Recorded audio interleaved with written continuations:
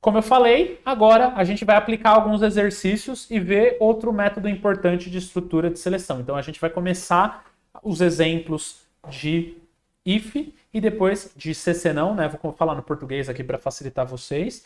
E depois eu vou explicar o switch case para vocês, tá bom? Então começando agora, pegando aí a estrutura de seleção do se se não, o que a gente vai ter primeiro? Vamos aplicar algumas seleções no algoritmos, calcular a média do bimestre e decidir os afazeres de domingo. Então agora a gente vai pegar dois fluxogramas aí e vamos aplicar uma condição neles. Então olha que legal. Vou fechar aqui, voltar agora aqui na matéria. Vou pegar o calcular a média primeiro. Vou abrir ele aqui, Open with com Diagrams. E aí agora, o que mudou aqui no nosso enunciado é que a gente vai calcular as médias e exibir se o aluno está aprovado ou não. Qual que é a condição para saber se o aluno está aprovado ou não com essa média? A média tem que ser maior que alguma coisa. Maior que quanto? Eu vou usar 7, mas aí vocês que estão fazendo aí, pode fazer, né? O Rafa é linha dura, né? Já bota a média lá em cima já, né? E aí vocês julgam o que vocês acharem melhor aí, tá bom? Então, ó, agora nosso objetivo é calcular as médias e exibir se o aluno está aprovado ou não. Olhando o nosso algoritmo, a gente está completando o processo? A gente está dizendo se a pessoa está aprovada ou não? Não está, né? Então agora, o que a gente vai fazer? A gente vai deixar o nosso fim aqui de lado. E agora a gente vai colocar justamente uma decisão. E agora, a média é maior que 7? Isso é uma pergunta, né? Se isso é uma pergunta, a gente tem que responder com sim ou não. Agora vamos lá. Então, ó, peguei aqui e aí, obviamente, a gente agora não vai mais exibir a média. Agora a gente vai, né, até desconecta aqui.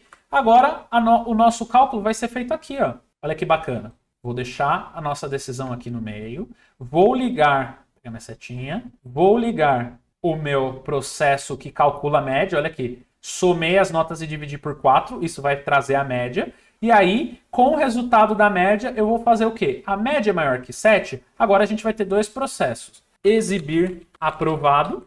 Exibir reprovado. Então, ó, temos as duas opções. Agora basta a gente jogar as condições aqui para cada uma. Então eu vou jogar uma setinha daqui para cá. Vou escrever aqui em algum lugar. A média é maior que 7? Sim. Quando a média for maior que 7, a gente vai exibir aprovado. Vamos pegar a outra setinha. Vamos escrever aqui não.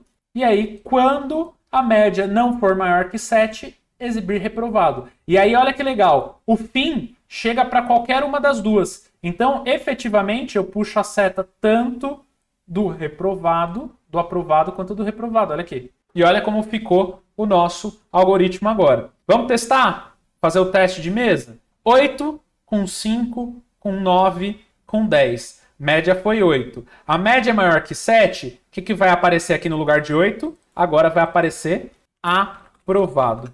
Depois disso, a média... Vamos pegar o próximo. 8 com 6, com 7, com 0.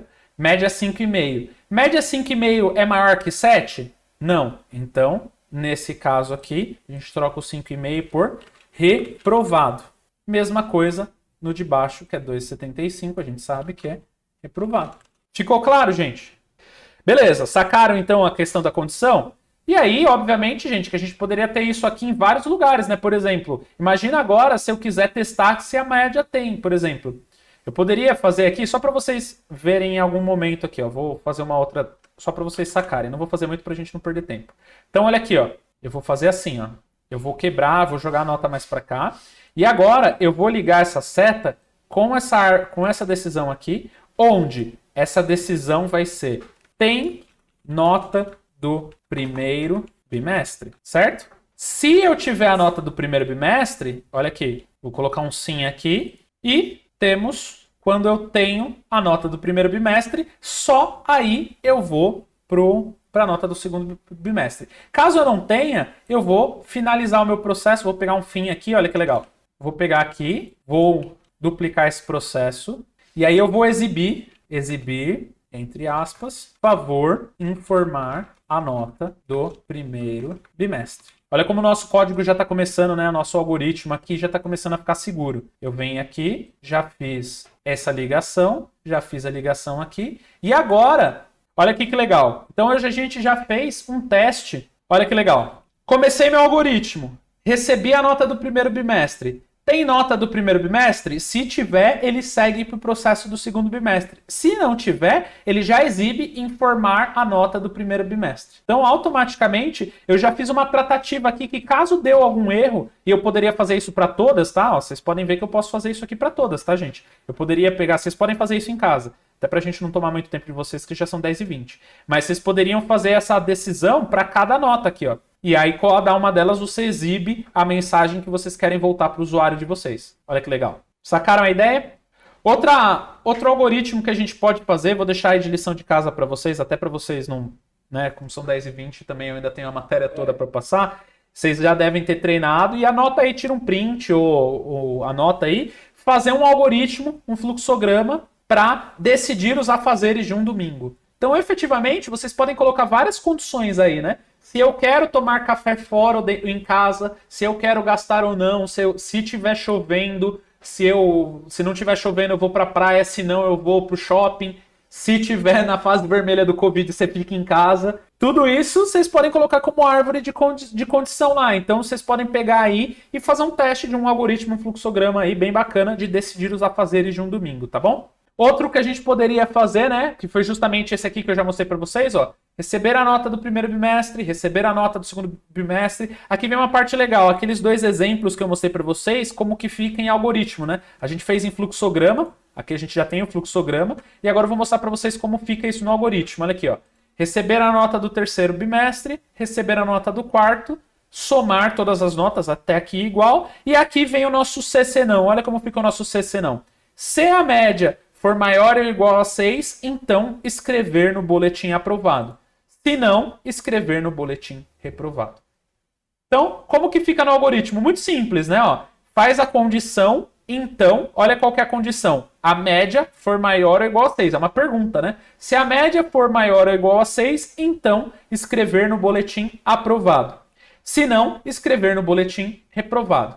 Mesma coisa para esse algoritmo aqui do domingo que eu falei para vocês fazerem, né? Ó, decidir os afazeres de um domingo. Acordar, tomar café, olhar a previsão do tempo do dia. Ou seja, eu recebi uma informação aqui. Com essa informação, se a previsão for de chuva, decidir ficar em casa. Se não, decidir fazer passeio em família. Perfeito? Aproveitar para a gente falar então da nossa estrutura de caso, que é o nosso switch case.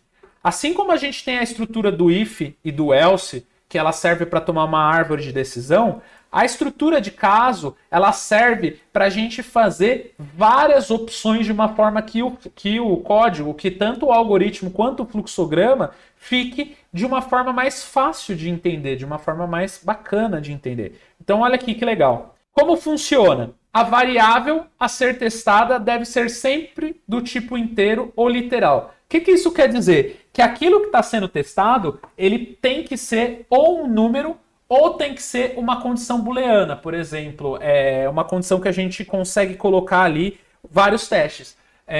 Vou dar um exemplo. Escolha o caso do nome. Se o nome for Rafael, você soma na lista de Rafael mais uma pessoa. Se o nome for Alexandre, você soma na lista do Alexandre mais uma pessoa. Então, ele vai analisar quem? O nome é um literal, é o nome da pessoa, e aí, automaticamente, de acordo com cada caso, ele vai cair numa condição. É utilizado para oferecer várias opções ao usuário, deixando que escolha um valor dentre vários. As principais vantagens desse comando é que ele evita uma série de testes com o comando if-c. E aqui está a resposta da pergunta aí da programação que a gente estava falando. Quando usar o CC não e quando usar o switch? A partir do momento que você tem mais que 2 ou 3 opções, até 2 opções, você usa o if, porque você vai ter um if e um caso contrário. Principalmente quando você não quer valores exatos. Por exemplo, quando eu quero saber se a média é maior que 7, eu sei que 1, 2, 3, 4, 5, 6 são menores que 7 e 7, 8, 9, 10, né, são maiores iguais que 7. Então, eu divido, o resultado é um ou outro. Ou é um grupo menor que 7, ou é um grupo maior que 7. Neste caso, se o resultado é dizer só se está aprovado o resultado, usa o if. Agora, se você quer fazer uma mensagem específica para cada nota, o cara tirou 10, eu quero dar uma mensagem, o cara tirou 9, outra mensagem, o cara tirou 8. Concorda que aí seriam muitos ifs? If se nota igual a 10, então escrever parabéns. Se nota igual a 9, então escrever continue se esforçando. Se nota igual a 8, então continue se esforçando para atingir um 10. Perceberam que eu tive que fazer vários Cs? Nesse caso, o switch faz mais sentido, porque você faz de uma forma muito mais simples. Eu vou mostrar para vocês. Funciona de maneira semelhante ao if encadeado, né, que seriam vários ifs que nem eu acabei de falar para vocês.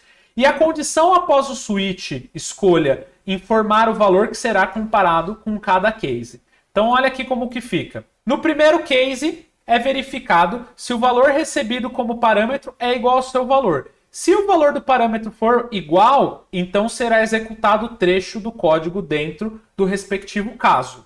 Se o valor do parâmetro informado for diferente, será testado a próxima condição. É importante isso vocês saberem que é a próxima. Então, quando você for fazer um case, você vai sempre colocar de uma forma sequencial que faça sentido. Por exemplo, se eu estou testando um item que eu quero pegar as pessoas que tiraram a nota entre 7 e 10, depois uma pessoa que tirou entre 5 e 8 e uma pessoa que tirou maior que 2, se eu coloco maior que 2 antes do 5 e 8, 5 e 8 também é maior que 2. Então sempre vai entrar nesse case antes de entrar no outro. Cuidado com isso, tá bom?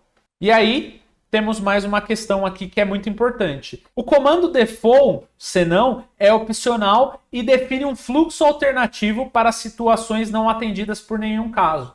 Lembra nesse caso que eu acabei de mostrar para vocês do nome? Caso Rafael, caso Alexandre, caso Kaique, caso Daniel. Pode ser que um dos nomes de algum dos usuários não caia nesse caso. Eu posso criar uma cláusula default, onde o padrão, né, que seria um senão, e é nessa cláusula eu fazer alguma ação para qualquer nome que não atingiu aqueles que eu deixei nos casos. Então eu só coloquei Rafael, Daniel, Kaique e Alexandre. O caso do Evandro, quando for no nome do Evandro, vai cair nesse else. O trecho de código dentro do default senão será executado apenas quando o valor de nenhum case for atendido, né, for informado. E aí, sei que é muita técnica, muita informação, mas visualmente eu acho que vocês entendem melhor. Como que vai funcionar aqui? Olha que legal. Recebo de novo uma variável literal que é o sexo, né? Masculino, feminino, enfim, todos os demais sexos, gêneros que a gente vai ter aí. Escolha.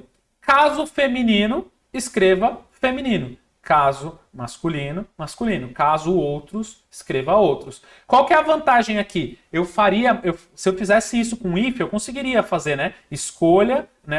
Trocar o escolha por um C, né? Se sexo igual a F, então escreva. Só que aí eu teria que fazer vários Cs aqui, ó. Teria que fazer diversos. Aqui, com o case, eu consigo resolver isso de uma forma muito mais simples. Então, ó, caso F, escreva sexo feminino, pare. Caso M, escreva sexo masculino, pare. Então, o trecho de escrita começa a ficar muito menor. Vocês vão perceber isso conforme a gente for fazendo. Por exemplo, olha que legal, um dos algoritmos que eu trouxe aqui para vocês para a gente fechar essa questão. Decidir o a fazer de acordo com o dia da semana. Ou seja, eu quero fazer algo em cada dia da semana. E aqui tem uma pegadinha muito importante que eu fiz de propósito para vocês sacarem a vantagem de usar o switch de vez em quando no lugar do CC. Não, tá bom? Acordar, tomar café.